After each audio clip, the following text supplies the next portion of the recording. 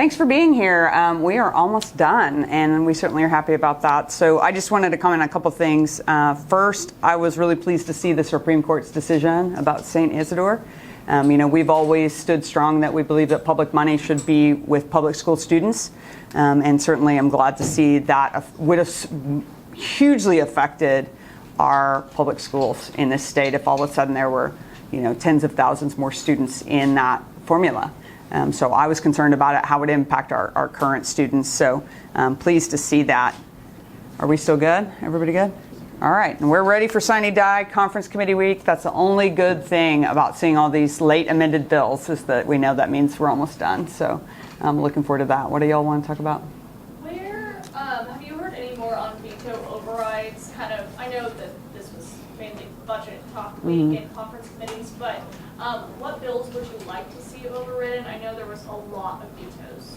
Yeah, so we have talked about it, but I don't think that list is final. I believe there's negotiations with the House about it. We looked at the license tag bills. We had one bill by Senator Hicks that was vetoed that we pushed for. And certainly we're still standing with the mammography bill being overridden because that's just such a priority for people across the state. We've heard from lots of constituents who need those kinds of scans that the insurance has been making them pay cash for, and we want to make sure people get that scan if they need it, right? And so that's something immediately I know that's on our list, and I'll be really curious to see what else. Yeah. He vetoed some of the sunset bills. We talked to Munson. She said, she was kind of surprised. Those are usually easy bills. Any opinion on those? Yeah, the big one seems to be cosmetology. That board, we've heard from a lot of people who are nervous what's going to happen. Licensure won't go away. So I did talk to Senate staff to make sure license and permits, those laws will all still be in effect. We just won't have that board enforcing it. And so what I understand is there's a temporary procedure where it would be held under OMES. So although I hope we override that because I think it's very important that we have thoughtful transitions. If we change things in state government, we need to make sure it serves the community and those small businesses well. I hope that people can know that those laws don't go away. Permitting doesn't go away. Licensing doesn't go away. So they don't need to be scared that it's going to be the Wild West in their industry. So yeah, I was a little surprised. I don't think it's a way to build efficiency. That's not a sound way to change government to me. Earlier today, the Senate had passed a bill that could potentially change how the TSET board members are appointed, and I know you debated against it. And Senator Warren referenced a $50 million legislative request that was denied for the OU Heart Hospital, and how that might have had some effect on these new changes. Can you talk about that? And do you know if that? I think the instance that Senator Bourne referenced, I believe, is a rumor. I don't have confirmation of that. But what we know is that the legislature has tried repeatedly to go in and take TSET money. Just 5 years ago, we had the state question specifically about TSET and whether more of that money could go towards the legislature funding Medicaid, how we wanted. And the people said no. We had, I just looked today, it was like 59% of people said no, we don't want the legislature with discretion over the TSET money because they know it's special and that it was set aside for those long-term needs. So that I know for sure. Also, I was in several meetings where they talked about the legality of taking money for Medicaid. So I have heard multiple times just in the last 5 years times that the legislature was trying to figure out how to take that long-term money and spend it on annual expenses. So we know this is ongoing, that they get frustrated when TSET doesn't fund the things the legislature wants them to fund. And those board members have independence right now because a 7-year term, and I'm talking a 7-year continuous term where you can't get yanked when you make a decision that's unpopular, that's long enough to make some decisions where you could see some results from it. If we start having political appointees who are yanked the second they make a vote that someone doesn't like, we are going to see the legislature, the governor, the treasurer, all those people making decisions for TSET, and it's going to be really political, and it's going to be filling gaps in our current budget. Just really quick, going back to veto overrides, Senator Paxton had just said that it's something that's coming up probably middle of next week, in the last week of the session. Is there time to suss all that out? I mean, there's 44 different vetoes. The legislature can do all kinds of things in 24 hours when they want to, and veto overrides can be, the big challenge seems to be getting the House and Senate on the same page. I know last year we overrode some that the House didn't, so it seems like that's the final challenge. But what I understand is we'll be here at least 3 days next week, so we'll have lots of time. Veto overrides don't take very long once you bring them up. Yeah. I have a question. I've been asking everybody. Mental Health Commissioner Yeah. Allie Friesen, Cindy Bird had the audit where she was like, we need a new director sort of that knows how to deal with the budget, basically, is what she said, and a lot of other things. The AG running for governor, as we all know, posted, I think last night, that before she was tapped, she had several liens, unpaid taxes, and then they released the last lien the day before she was tapped as commissioner. Can you speak to her leadership after the past, current, and possibly future, how it looks at the mental health? So for the mental health agency and for all those political appointees, I think we do have to look at effectiveness. And I'm deeply concerned that trust is very broken with Commissioner Friesen now. You know, I had a good working relationship with her, but I think that the relationship between the commissioner and the folks doing the work with patients out in the field, our community behavioral health centers, our mental health courts, our drug courts, is very severed right now. And I'm deeply concerned that a lot of what we've heard from the commissioner seems to be the governor's position. And so I'm concerned about ongoing leadership. I'm concerned about discrepancies in what we saw in the hearings, in our joint hearings. You know, we heard from a CFO who was unable to answer basic financial questions. My understanding is he's now the COO of the agency. That concerns me about hiring practices. So, you know, I'm not going to indict any one individuals, but I also think we have to make a change here. And we have to start functioning in a way that's not politically driven and that's focused on the care that needs to happen in communities. So I have pretty big concerns. Leader Kirt, I wanted to ask you, so the parents' rights movement and expanding parent rights in public schools has been more of a conservative push. Now we're seeing more liberal parents wanting to use the same parents' bill of rights to opt their children out of the new social studies standards or some of the more controversial elements of that. Curious your thoughts on that, seeing parents from that end of the spectrum now having to utilize that with these new social That's a great question. So about parents opting out, you know, I for a long time have been saying, don't forget there's other parents than this one small group we were listening to. Because I started running for office because of being a parent who was an advocate, who saw cuts in my kid's school and realized those decisions were being made up here. And that's what got me going. So I love the additional engagement and for people to suddenly realize how things happen in our school. It's not just magic. It just doesn't appear. And I think my big worry is how we come back together as a democracy, as a society, and decide what we do together. And if we have separate schools for everybody who has different beliefs, we're going to have some real challenges about living together and working together and having an economy together. So, I mean, I'm worried about how that's going to turn out. But do I want my child learning inaccurate information in their classroom? No, I don't. So, I mean, I think this summer, one of our goals as a caucus is to get a whole lot more information about that. We've certainly looked at opt-outs for testing, because there's only one time that they'll be tested on that social studies standard, and absolutely parents are allowed to opt out from testing. So we're going to have to explore that. To go back to St. Isidore a little bit, I know you were talking about, you know, obviously are glad that decision came as a tie and everything.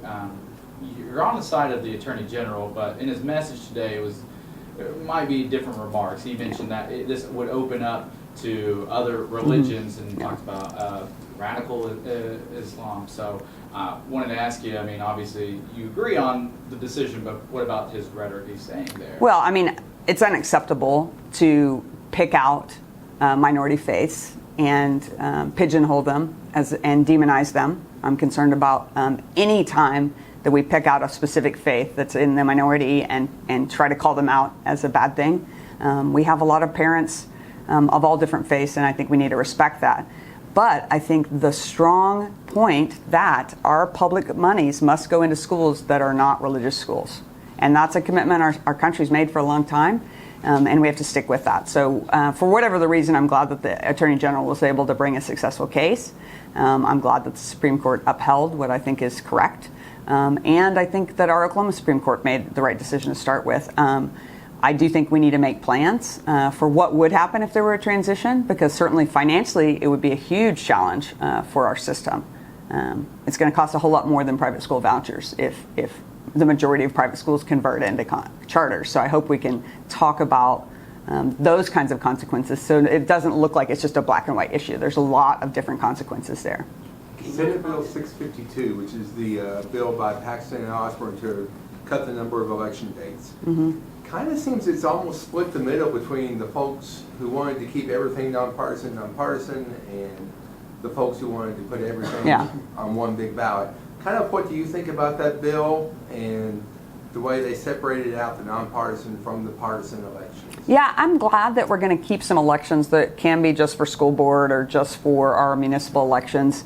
Our cities need to function. Our counties need to be able to bring measures and not have it be on a presidential ballot. So I'm really pleased about that, and I think it's important.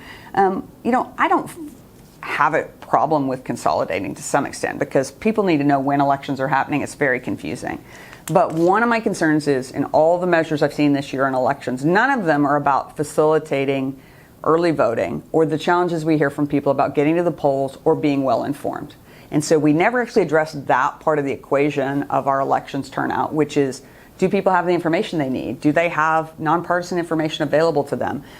Do we have enough early voting that if they work a full-time job, they can get there, et cetera? And so to me, it's always missing that part of the equation when we look at the elections.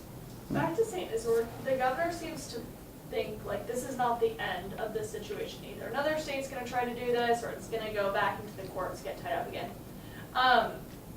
Do you agree with that? Do you feel like this kind of sets that precedent that no one's going to try it again? That's interesting. I mean, people are constantly testing cases. I mean, I would say there's a whole lot of folks that want to get access to public money, and so we've seen over centuries people trying to get access to public contracts, public money, and this is the same thing. It's about, it's money and power, right? Yesterday, the joint state tribal committee approved $100,000 with the ACE Council to help them fight a lawsuit from the DOJ and some tribes over criminal jurisdiction in eastern Oklahoma. And I just wonder what you make of the legislature support, state funding support to basically change precedent that has already been established by the Supreme Court in McGirt and Castro Huerta. Well, thanks for that. I mean, for any details, I think we'd have to talk to Senator Bourne, who sits on that committee. But I mean, in general, I think we should respect McGirt, and we should be working collaboratively with the tribes instead of always fighting over these things. There are lots of tribal agreements between tribes and counties, tribes and cities. We can do this as a state, and so I am concerned that we continue to be aggressive and litigious instead of solving it, working together, sitting at the table together. And we saw an escalation around the Muskogee Creek tags, the Osage tags, that compact extension, and I think it's the same kind of approach where it's adversarial instead of collaborative.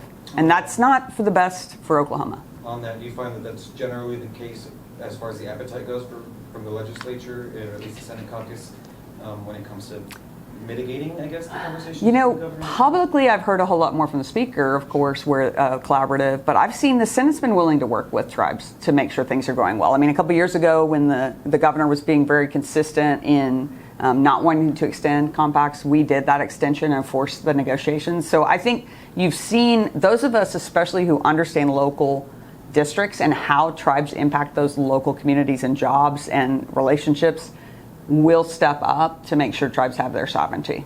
That's what I've seen. I think we're just having a challenge with the executive branch on that. And then there's always some people who don't understand tribes or don't want to respect their independence. Can you comment on Ryan Walter's calls recently for the state to completely do away with the income tax and also property taxes, and what kind of impact that might have on school funding? Yeah, I mean, the superintendent's calling for eliminating all the funding for the schools, essentially.